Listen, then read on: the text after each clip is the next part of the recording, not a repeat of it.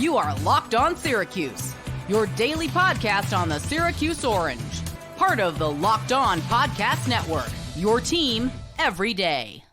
But there are three quarterbacks that are worth monitoring as potential future options for Syracuse in the coming years.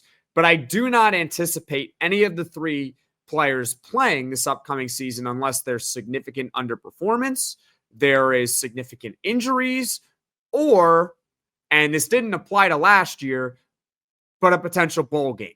Now, the reason why I say it doesn't apply to last year is because there was a bowl game last season. They played in the Holiday Bowl and they beat Washington State in it for its 10th win. But Kyle McCord played in that bowl game. In fact, he played the entirety of the game. But in theory, in practice, a bowl game is just fun. It's a last time to see your team in that college football season. And so if you want to play young guys instead of going for that extra win, you can technically do so. I don't know if Fran Brown would do that necessarily, but I do think it's possible he could play a young guy in the bowl game.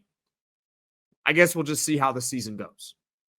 Or maybe if it's in the middle of the transfer portal again, someone transfers out, you get the idea. But for the most part, I don't expect to see any of these guys in the regular season.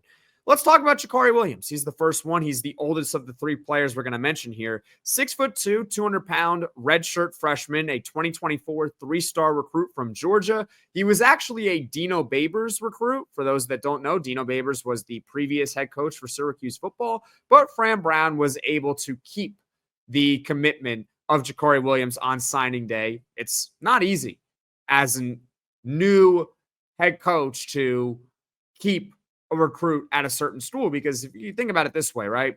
You're 17, 18 years old making this decision on where you're going to spend your future. And yeah, there is the transfer portal, but at least for a year, you've built a relationship with that head coach in all likelihood, or at least a positive one, or at least with some member of the coaching staff. That coach is probably gone when you change new coaches, whether it's an assistant or the head coach. So Fran Brown was able to keep a guy like Jakhari Williams. He did not make any appearances last season, hence why he kept his another year of eligibility. He's a mobile quarterback. He's got some athleticism, but he does need to work on his accuracy. That's the main part of his game that he has to develop. He's got decent size for what it's worth as well at 6'2", 200 pounds. I'd be curious to see what happens with Jakhari Williams, not necessarily this year, but next year, because I'll be honest, I was on this podcast saying I am predicting that Jakhari Williams will enter the transfer portal because I did not see a path to playing time for him in 2025. And in 2026, if all goes according to plan, one of Steve Angeli or Rickie is going to be the starting quarterback there.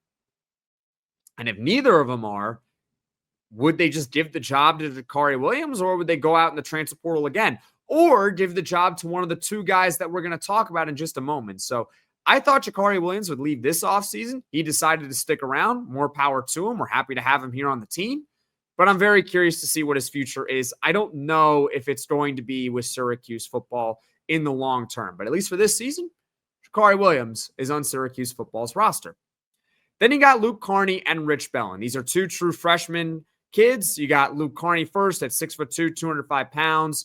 He is a 2025 three-star recruit out of Texas. He played at a small private school there. Very athletic quarterback who also completed over 75% of his passes last season, actually 76% to be exact.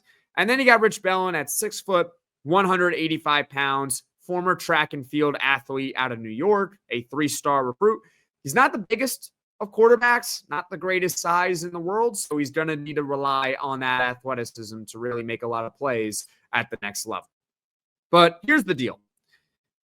You can loop Jakhari Williams also into this conversation, but I highly, highly doubt we see any of the true freshmen at quarterback play for Syracuse in 2025. And it's nothing against them. It's just that there's a quarterback competition. So those are your top two quarterbacks. And then Jakhari Williams is a year older. So there's a battle, I guess, for the third string quarterback job. I don't see either of these guys playing, and I don't think it's fair to necessarily give an opinion on who's better between Rich Bellin and Luke Carney. I just want to see how it develops. The best case scenario, though, for Syracuse football is one of two things. You get really good quarterback play this season from one of Steve Angeli or Rickie. And because of that, because they have multiple years of eligibility, they decide to stick around for 2026. Maybe even 2027. I believe it's Rickie Collins who has technically 3 years of eligibility. But for all intents and purposes, let's just say best case scenario, one of the two front runner quarterbacks is going to be good for Syracuse in 2025, and he's good for Syracuse again for 2026. Then in 2027, Cuse can pass the baton to one of Luke Carney or Rich Bellin. Or Jakhari Williams, if he sticks around. One of those young guys, right? The alternative is, well, another best case scenario is one of the quarterbacks has a great year in 2025. They decide to leave the program, whether it's the portal or the NFL draft, because technically both would be eligible for the NFL draft if they want. They'd be out of high school for 3 years at minimum. And, well, you could turn to one of the young guys for 2026 if you have faith in them.